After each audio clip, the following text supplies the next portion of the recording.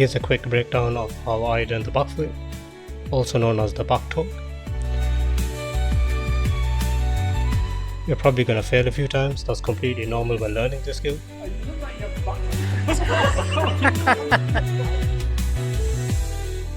This drill helped me get comfortable going backwards. As soon as you can see the floor, just drop quickly. It really helps to practice with a spot first. If you can, train at a gymnastics centre and have a coach spot you.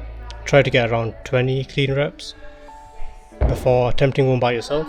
That helps remove any doubt. The main thing is to jump up first, not throw yourself backwards. Jump up, tuck tight and commit to the rotation.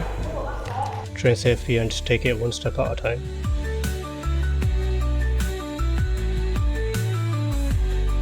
Follow more for more calisthenics tutorials.